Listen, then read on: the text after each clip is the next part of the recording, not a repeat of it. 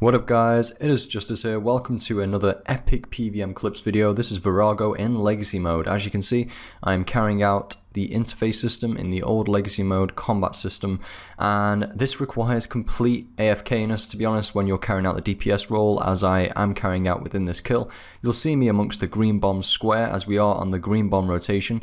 We have not chose wisely in terms of the rotation to complete this kill on. Welcome any new viewer to this series. If you haven't watched this series before, Epic PvM Clips is all about showing you guys some epic highlights with regards to skillful moments, or they could just be funny moments at the toughest bosses amongst the game, or it can be other bosses amongst the game, but some crazy challenges which you guys suggest in the comment section. Now again, I'm spicing things up a little bit amongst these Epic PvM Clips videos. I'm actually going to do a talk over this video because I'll assume that not many people will understand how you can do a Legacy Mode kill at Vorago. Now many of you will, yes, I admit that, but there'll be a few of you out there who are wondering how we are doing this and what mechanics we are utilizing to our advantage to actually complete this kill. Now we decided to go Vorago, our favorite boss in the game, and try and accomplish a kill with Legacy Mode. Now we tried multiple different sort of attempts. Firstly, we tried with DPSs on Legacy Mode, base tank and bomb tank on EoC, and we got a kill. We then tried a base tank on Legacy Mode as well, and I actually did a couple of kills whilst being a base tank in Legacy Mode, and I can tell you right now, you did get battered quite a lot and you had to eat and brew up. It literally is RuneScape now. If you didn't know already, the Sagaie brews, they heal 100 life points each dose which you drink, and therefore a normal Sagaie brew flask can heal up to 600, which in terms of EoC that is 6,000. So brews are very, very good now, so definitely stock up on those from the GE. Now we tried a couple of Legacy Mode Vorago kills with the full team in Legacy Mode, including the bomb tank, and that was the first day Legacy Mode went live. However, we were unable to get the kill, and the majority of the reason I'll tell you towards the end in Phase 5 why that's the case.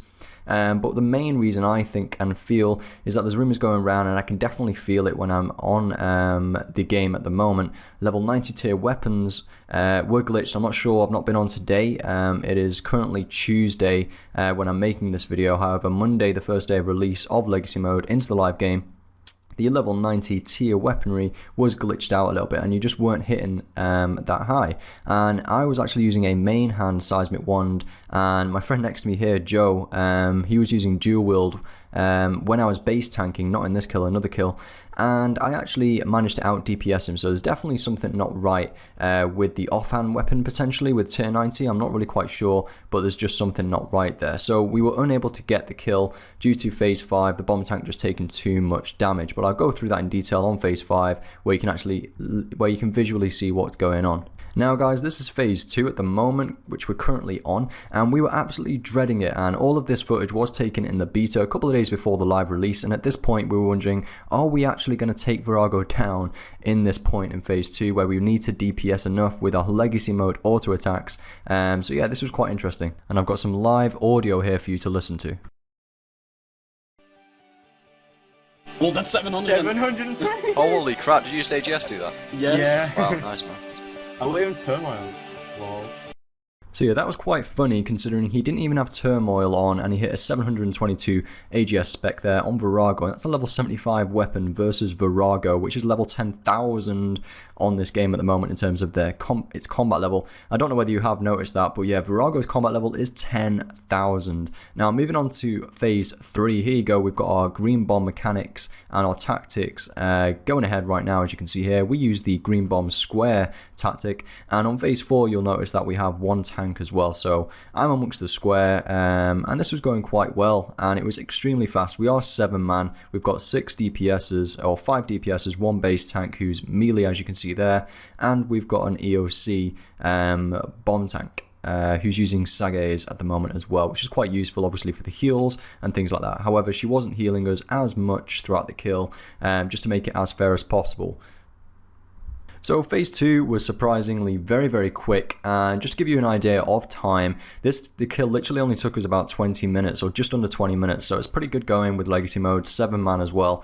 It takes around the same speed as a 5-man EoC kill, so just to put it in perspective there, and it's extremely AFKable. Now I got a minion here and I was like, oh god, how is this going to go down? As you can see, I'm using Ancient's magic as well. I'm using Blood Barrage, and the reason why I chose Blood Barrage is because of the heals as well, but as you can see, I am absolutely ripping my minion to shreds, just whacking my magic prayer on so I don't get hit as much. He did get a combust on me here, which damaged me quite a lot actually, surprisingly, but the minions can be deadly if you don't watch out. You do want to pray mage, for example, if you're using a magic setup, or range if you're using a range setup, because the clone literally does clone you completely in terms of the setup which you're using, so that if you're using magic, they will use magic against you. So again, here I go.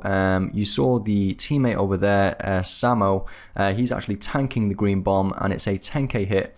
Obviously in EoC that is a 1000 hit, and then Samo was literally just brewing up really quickly then, and like I said, brews are very overpowered, not overpowered, brews are as they used to be essentially, and so he's utilizing the brews to what they should be used for, and tanking that green bomb, and then literally just healing up very quickly. So phase 4 again wasn't too bad. Again, with Legacy the DPS was alright, and I did find as well I was hitting more with Ancient's magic than I was with Air Surge. It just felt like that. Again, no, I'm not actually checked the experience rates or anything, however I'm pretty certain Blood Barrage again is probably the best thing to use at the moment, or barrages as a whole, because they are a higher magic level, and I'm pretty certain GIX have actually put that into consideration in terms of the damage you deal on Legacy. If I'm wrong, please comment down below, because that's not confirmed yet, and it's interesting to know. If anybody knows that, write in the comment section and help everybody out. Thanks a lot. But again, lots of issues upon live release, as is expected with a beta when it comes into the live game. The Ancient's magic, when you had it on your spellbook, it kept going off, and sometimes that was a glitch, but other times it was because you're brewing. So be very careful when you're at high level PvM and you're brewing quite quickly and repeatedly after each other. It will reduce your level, as you know, brews, and yeah, if you've got overload, it can run out. And on Legacy Mode, it's not as obvious when it runs out, because you don't have that really useful interface on EoC, like in EoC, where it actually shows what prayers you've got on, your overload timer and your follower timer, which is extremely useful on EoC, and therefore I do prefer EoC for PvM for those little tweaks, and of course the abilities to make things more efficient and faster. However, focusing on the Legacy kill, you have to either look at the bottom left or have your levels open to know when that overload runs out, and at times I did forget. So as you can see in phase 5, when we get the bleed like now, I'm having to run backwards to release that bleed, because of course there is no freedom ability to use.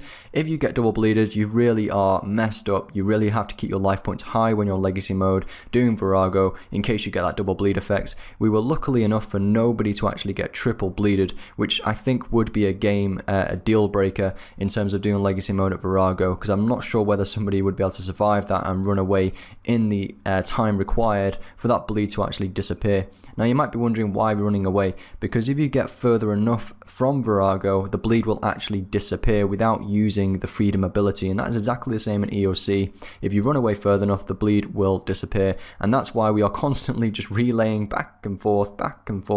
Now the negatives of doing this is the lack of DPS. Now when you use freedom instantly, you can get straight into DPSing again. However, in Legacy Mode, you're having to run back and two. You might have a couple of people doing that at the same time as well with the first 2 bleeds, because they are quite quick after one another. And if it's 2 separate people, then you are going to have 2 people out of that DPS rotation. So that can slow down the kill a lot, and phase 5 literally took around 7 to 8 minutes because of this reason. And there is also one other reason why it was slowed down.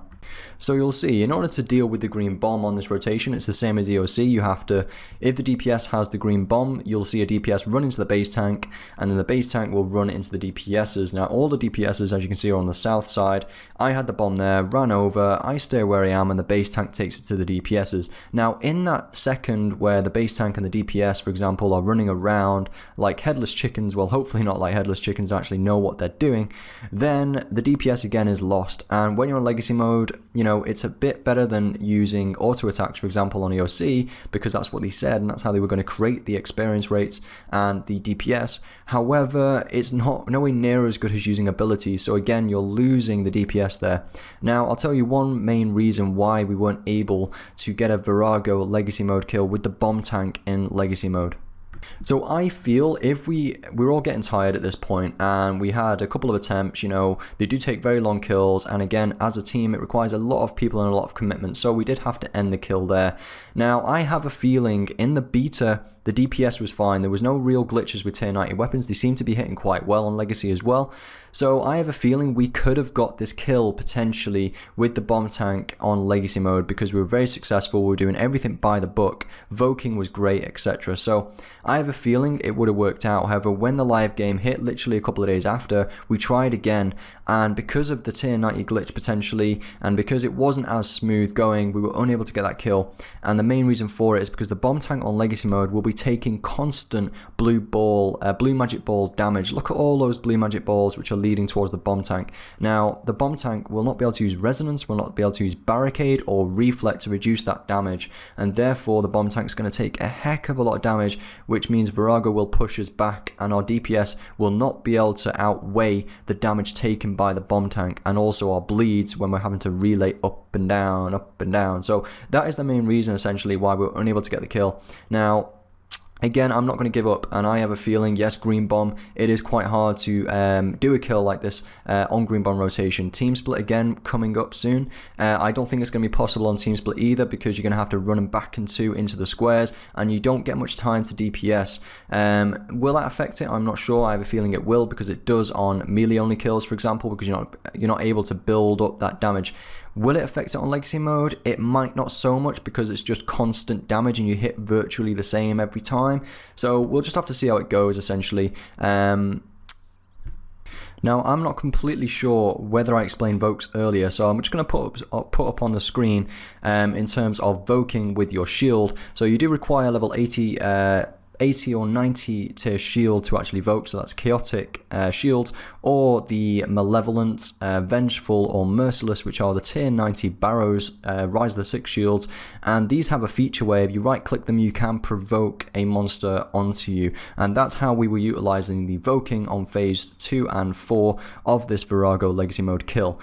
Alright guys, so I'm going to end this talk over here, and I really appreciate all the feedback, guys, and this series is going so well, and I really appreciate the support, so a thumbs up is always welcome. I'll end the video with the last final scene of us achieving this kill, all DPSs in Legacy Mode, Base Tank in Legacy Mode, and only the Bomb Tank in EoC Mode, and potentially in the future you will see a couple of clips, short clips, of us achieving a full Legacy Mode only kill. Fingers crossed, guys. Thanks a lot for tuning in, thanks a lot for the support, good luck in your PvM trips, and I'll see you in the next video.